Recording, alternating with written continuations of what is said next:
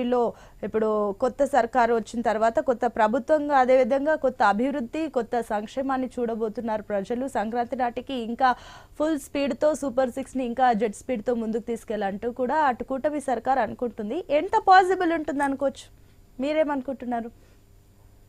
అటు 7 నెలల్లో 1,00,000 కోట్ల వరకు అప్పు తీసుకొచ్చింది అని చెప్పేసి వైసీపీ కమెంట్స్ వినిపిస్తున్నాయి. ఏంటి, ఏమనుకోవచ్చు? గుడ్ మార్నింగ్ మేడం, మీకు అలాగే ప్యానెల్లో ఉన్న సభ్యులందరికి కూడా గుడ్ మార్నింగ్.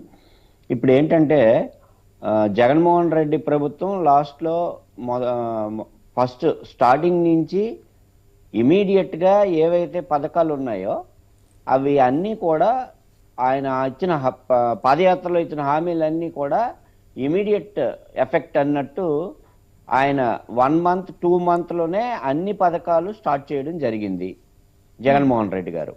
ఈరోజు చంద్రబాబు నాయుడు గారు 6 పథకాలు ఏవైతే ఉన్నాయో అవి అట్లీస్ట్ ఇమీడియట్గా స్టార్ట్ చేయాల్సిన అవసరం ఉంది.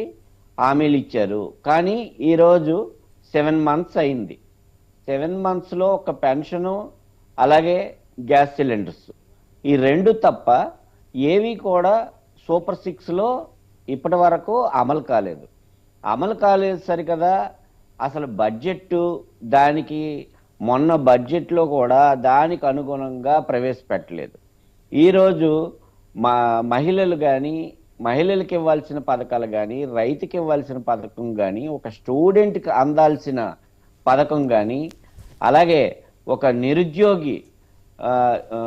నిరుద్యోగికి అందాల్సిన పథకం కానీ ఏవి కూడా అమలు చేయలేదు.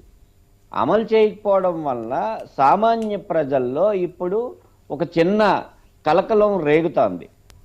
వైఎస్ఆర్ కాంగ్రెస్ పార్టీ కానీ కాంగ్రెస్ పార్టీ గానే ఇది మెన్షన్ చేయడం కాదు, సామాన్యుడిలో కూడా ఒక వ్యతిరేక భావం కలుగుతుంది. కానీ ఆ వ్యతిరేకత అనేది ఇప్పుడు తెలియదు వాళ్ళకి, అది ఫ్యూచర్లో దాని తాలూకా వ్యతిరేకత ఎఫెక్ట్ అవుద్దని చెప్పేసి ఈరోజు మేము డిమాండ్ చేస్తున్నాం ప్రజల తరపు నుంచి.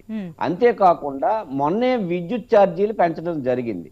ఆ విద్యుత్ ఛార్జీల మీద వైఎస్ఆర్ కాంగ్రెస్ పార్టీ చేసిన ప్రతి ఒక్క దగ్గర కూడా విద్యుత్ ఛార్జీల దగ్గర సామాన్యుడి గురించి విద్యుత్ ఛార్జీలు చేసింది సూపర్ సక్సెస్ఫుల్గా మేము ప్రజల్లోకి తీసుకెళ్ళగలిసాం. అందువలన ఏంటంటే లోకేష్ కూడా ఆయన పాదయాత్ర చేస్తున్నప్పుడు నా దగ్గర వీడియో ఉంది, కావాలంటే మీకు పంపిస్తాను. జనవరి 1వ తేదీ కల్లా నేను నిరుద్యోగులకి మేము నిరుద్యోగ క్యాలెండర్ మేము రిలీజ్ చేస్తాము అని చెప్పేసి చెప్పడం జరిగింది.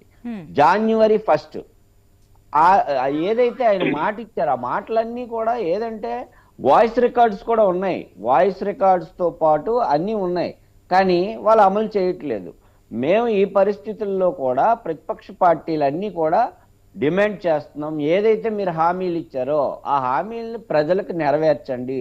మొన్ననే కదా మనం డిబేట్ చేసుకున్నాం, 11,000 కోట్లు కేంద్ర ప్రభుత్వం నుంచి కానీ లేకపోతే వేరే బయట నుంచి కూడా 11,000 కోట్లు అప్పులు తెచ్చారు. ఎందుకు వీళ్ళు పథకాలు అమలు చేయటం లేదని సూటిగా ప్రశ్నిస్తున్నాం మేడం.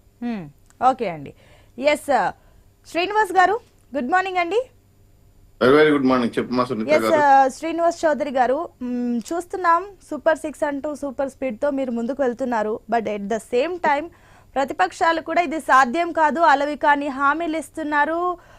7 నెలల్లో 1,00,000 కోట్ల అప్పు తీసుకొచ్చారు, మళ్ళీ అప్పులు చేస్తున్నారు అంటూ కూడా కమెంట్స్ వినిపిస్తున్నాయి. మరోపక్క అటు తల్లికి వందనం అమల్లో ఏమైనా కండిషన్స్ ఉంటాయంటూ కూడా కొన్ని ప్రశ్నలు వినిపిస్తున్నాయి. అంటే ఒక్కరుంటే 15,000, ఒకవేళ ఇంట్లో 2 పిల్లలు ఉంటే 15,000, లేదంటే ఒకవేళ 4